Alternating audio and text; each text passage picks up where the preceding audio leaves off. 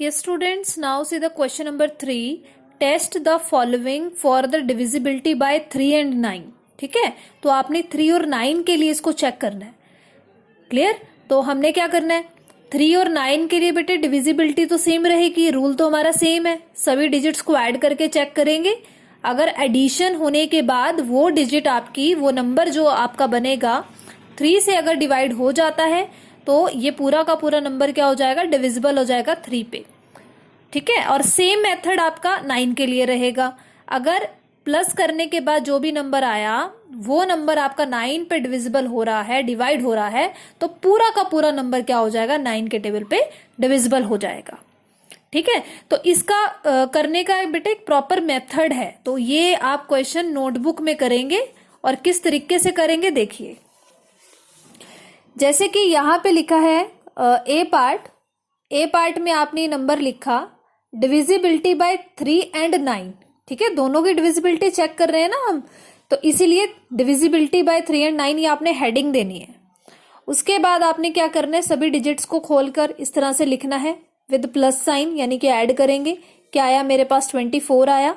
ठीक है, अब जो 24 है वो आपका 3 के टेबल पे डिविजिबल है लेकिन 9 के टेबल पे डिविजिबल नहीं है.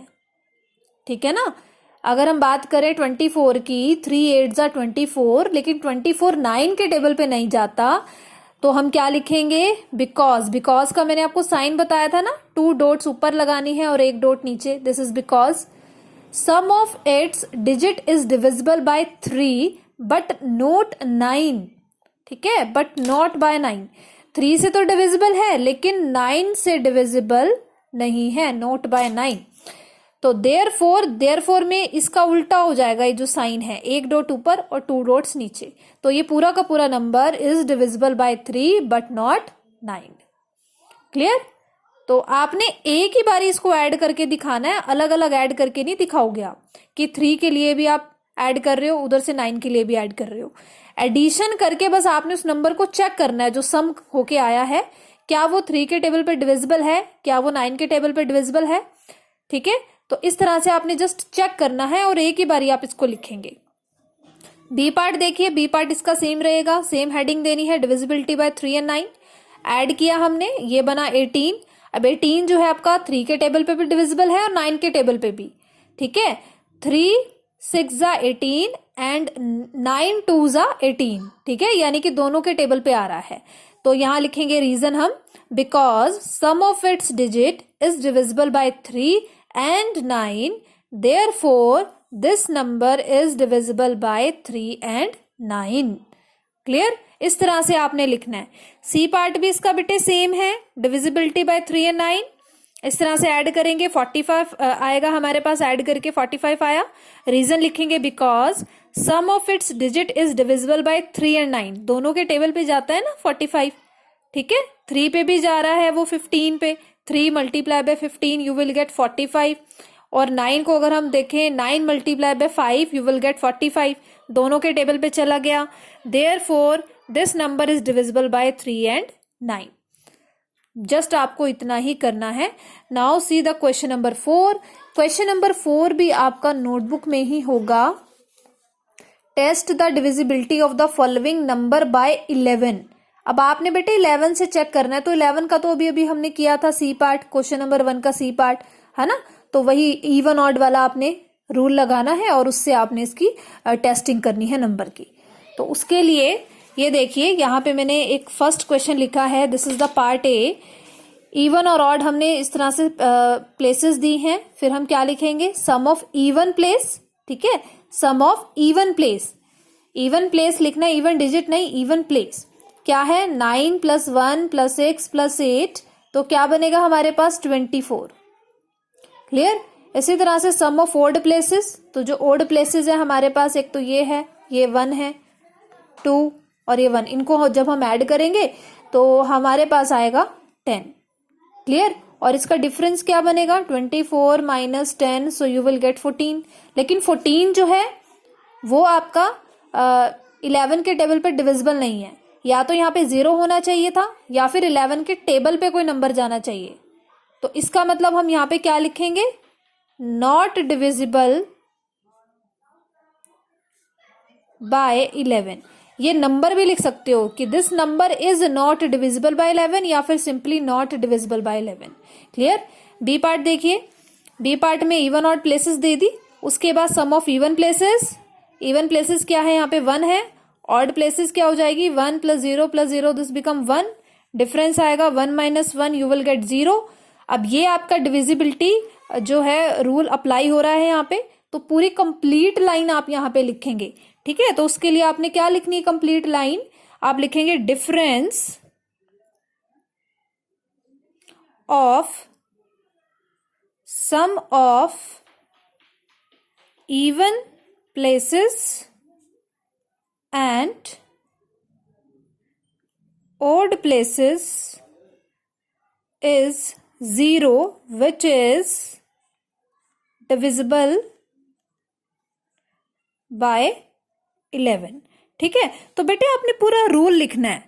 अगर वो डिविजिबल नहीं है तो आप लिखेंगे नॉट डिविजिबल बाय 11। अगर डिविजिबिलिटी अप्लाई हो रही है यानी कि रीजन यहाँ पे आपका निकल के आ रहा है कि 0 आ रहा है या आपके पास 11 का कोई मल्टीपल आ रहा है, तो आप रीजन उसको प्रॉपर डिफाइन करेंगे, लिखेंगे difference of sum of even places and odd places, इन दोनों का जो डिफरेंस है is 0 which is divisible by 11। Clear.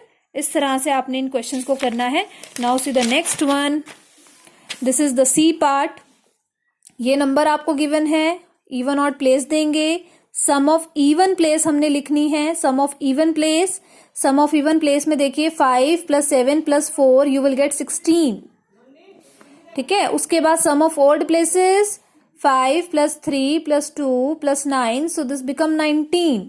तो डिफरेंस क्या बना 19 - 16 you will get 3, that means not divisible by 11। Clear.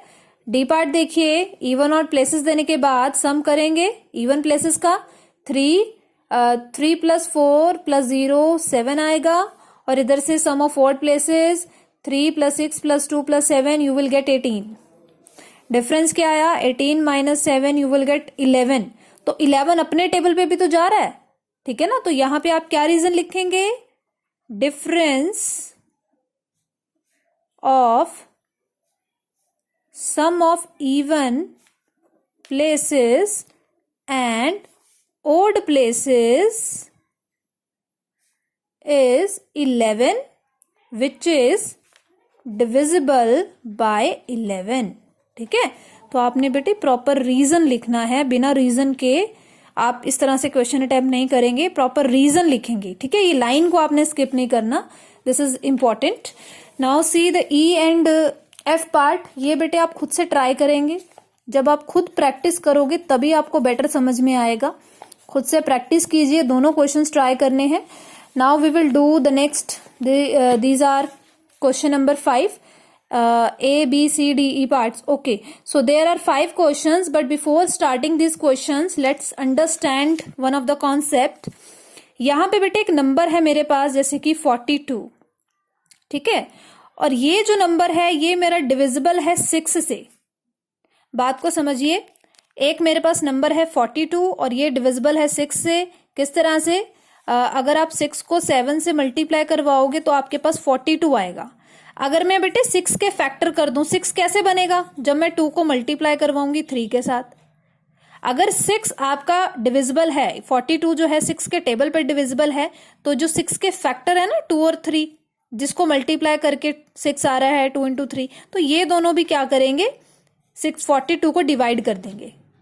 ठीक है, तो ये हमारे पास एक डिविजिबिलिटी रूल है, अ number is divisible by 6 if it is divisible bye को प्राइम फैक्टर्स ऑफ 6। को प्राइम फैक्टर कैसे, अभी हमने पीछे वर्कशीट 1 में कॉन्सेप्ट पढ़ा था ना, को प्राइम का। प्राइम नंबर होने चाहिए और उनका जो फैक्टर है कॉमन वो 1 होना चाहिए। को मीन्स कॉमन, को मीन्स कॉमन, कॉमन फैक्टर जो है उनमें 1 होना चाहिए और दोनों नंबर प्राइम होने चाहिए। 2 भी प्राइम है, 3 भी प्राइम है, दोनों अपने ही टेबल पे जाते हैं और दोनों को मल्टीप्लाई करवा के 6 बन रहा है। ठीक है, अगर 42 6 के टेबल पे जा रहा है तो जो 6 के फैक्टर होंगे दैट इज 2 और 3, तो ये भी क्या होगा 42 इन दोनों के टेबल पे भी जाएगा, डिविजिबल करेगा। ठीक है, डिविजिबिलिटी इन दोनों की भी बनेगी। क्लियर। और सेकंड रूल देखिए, सेकंड रूल क्या कहता है, if a number is divisible by another number, अगर कोई एक नंबर दूसरे नंबर से डिवाइड हो रहा है, डिविजिबल हो रहा है, then it is divisible by each that number, each factor of that number. ठीक है, मान लीजिए अब यहाँ पे 18 है, 18 आपका डिवाइड हो रहा है 6 पे, है ना।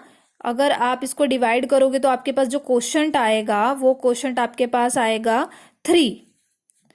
अगर आप 18 को डिवाइड करोगे 6 से, यू विल गेट क्वोशंट 3। ठीक है, अब अगर आप 6 के फैक्टर करते हो, जैसे कि 1 2 3 फैक्टर हो जाएंगे ना 6 के, एक तो 1 इंटू 6 हो जाएगा और एक 2 इंटू 3 हो जाएगा, और 3 भी तो है, 1 2 3 तीनों फैक्टर्स हैं, तो ये तीनों के तीनों जो फैक्टर्स हैं ये भी 18 को डिवाइड करेंगे। लेकिन यहाँ पे आपकी को प्राइम वाली कंडीशन नहीं है, पीछे आपकी को प्राइम वाली कंडीशन थी कि दोनों में कॉमन फैक्टर 1 होना चाहिए। इसमें ऐसा कुछ नहीं है, जितने भी फैक्टर्स हैं वो सभी के सभी डिवाइड कर जाएंगे 18 को। ठीक है, आई होप आपको ये समझ में आया होगा। तो इसी के ऊपर बेस्ड आपका क्वेश्चन नंबर 5 है, ध्यान से समझिएगा how to do the question number 5। See A part, a number is divisible by 6 if it is divisible by its 2 को prime factor dash and dash. अभी हमने पढ़ा था जो नंबर है आपका इज डिविजिबल बाय 6, वो नंबर 6 से डिविजिबल होगा if it is divisible by it's को प्राइम फैक्टर। कब डिविजिबल होगा, अगर उसके को प्राइम फैक्टर से भी वो डिविजिबल हो रहा है। तो को प्राइम फैक्टर क्या बनते हैं 6 के, एक तो 2 बनेगा आपका और एक 3 बनेगा, तो यही आपने लिखना था 2 and 3। क्लियर। बी पार्ट देखिए, this number is divisible by 15 as it is divisible by dash and dash. 15 को बेटे ब्रेक करो, 15 कैसे बनेगा, जब आप 3 को 5 से मल्टीप्लाई करोगे, है ना, तभी बनेगा ना। तो यहाँ पे क्या लिखा है कि this is divisible by 15 as it is divisible by dash and dash.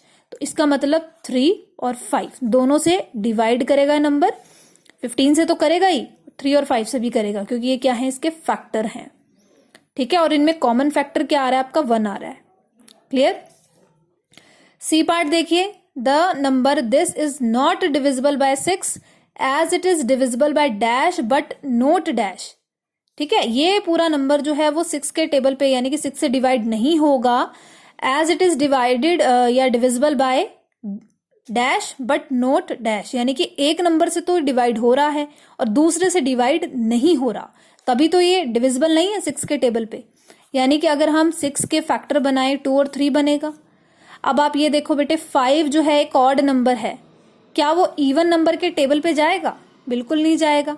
तो इसका मतलब 2 के टेबल पे तो ये डिविजिबल है ही नहीं, 3 के टेबल पे डिविजिबल है, तो यहां लिखेंगे as it is divisible by 3 but not 2। Clear.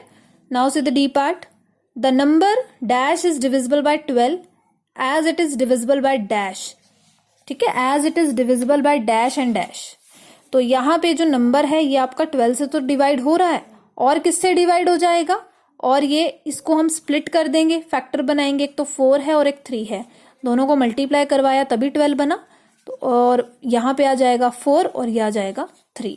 आपने बस इसको स्प्लिट करना है, जो नंबर डिवाइड कर रहा है ना, आपने बस उसको ब्रेक कर देना है, उसके फैक्टर देखने हैं, वो फैक्टर आपने यहाँ पे लिख देने हैं।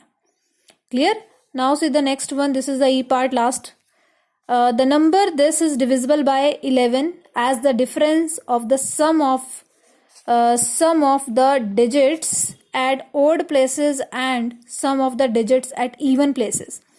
क्या बोल रहा है वो, कि जो नंबर है ये डिविजिबल बाय 11 होगा, कब होगा, जब उनका डिफरेंस, किसका difference, sum of odd places और इवन प्लेसेस का 0 आए।